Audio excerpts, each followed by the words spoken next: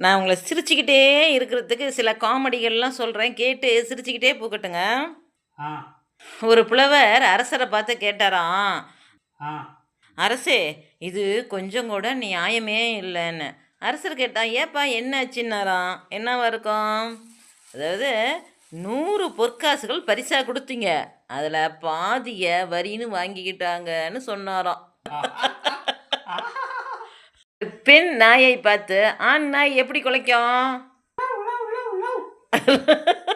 Love லவ்னு கத்துமா? கொழுப்ப பாரு உனக்கு. ஒரு நண்பன் ஒருத்தர்கிட்ட கேட்குறானாம், உன் மனைவி பேரும், வீட்ல வேலைக்கு சேர்த்துறவ பேரும் ஒரே மாதிரியே நீ பார்த்துக்கிறியே ஏன்? அப்படின்னு கேட்டாராம். ஏம்மா இருக்கும் சொல்லுங்க பார்க்கலாம்? ஏன்னா, ஆ தூக்கத்துல பேர உளறுனா கூட சந்தேகம் வராதுல்ல. உங்களுக்கெல்லாம் அவ்வளோ கொழுப்பு இருக்குது.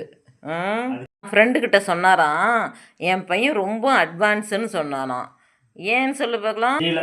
அதாவது கடைசி காலத்தில் நீ தாண்டா எனக்கு கொல்லி வைக்கணும்னு அவர் சொன்னாராம்.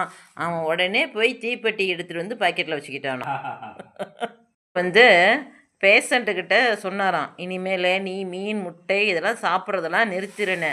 அதுக்கு பேஷண்ட் என்ன சொல்லியிருப்பாரு? மீன் முட்டையெல்லாம் சாப்பிட்றதில்ல டாக்டரு. ம் கோழி முட்டை தான் சாப்பிட்றேன் அப்படின்னு சொல்லியிருப்பாரு. கண்டுபிடிச்சிட்ட. இந்த கால சாமியாருக்கும் இந்த கால சாமியாருக்கும் என்ன வித்தியாசம் சொல்லுங்க பார்க்கலாம்?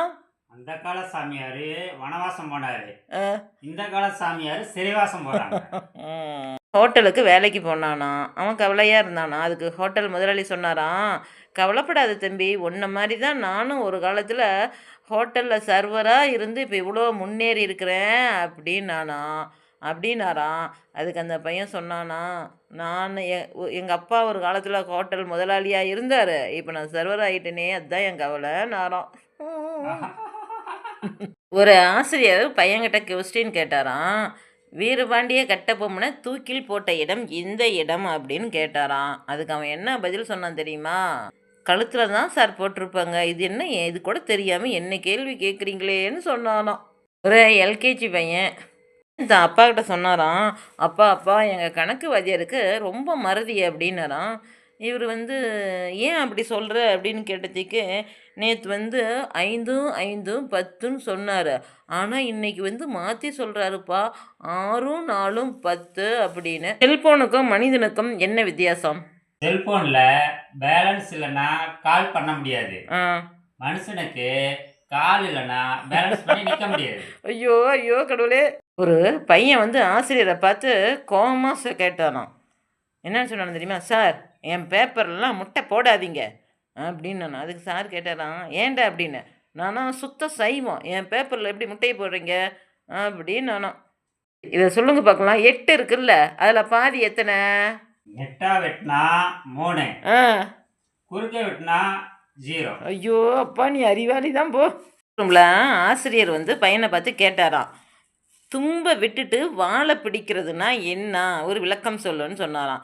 அதுக்கு பையன் சொன்னானா, ஹோம் ஒர்க் எழுதுனது எங்கள் அப்பா, அவரை விட்டுட்டு நீங்கள் என்ன அடிச்சிங்களே அப்படின்னு நானாம். ரூமில் நல்லா ஒரு வாத்தியார் பாடம் நடத்திக்கிட்டு இருந்தாராம். அப்போ ஒரு பையன் தூங்கிக்கிட்டு இருக்கிறான்.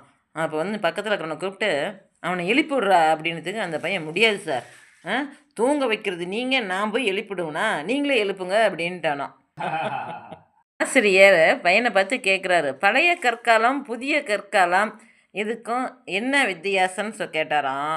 அதுக்கு பையன் சொன்னானா, பழைய கற்காலம்னா பாறைகளாக இருக்கும், இப்போ புதிய கற்காலம்லாம் பாறைகள்லாம் கிரானைட்டாக மாறிக்கிட்டு இருக்குது நானா.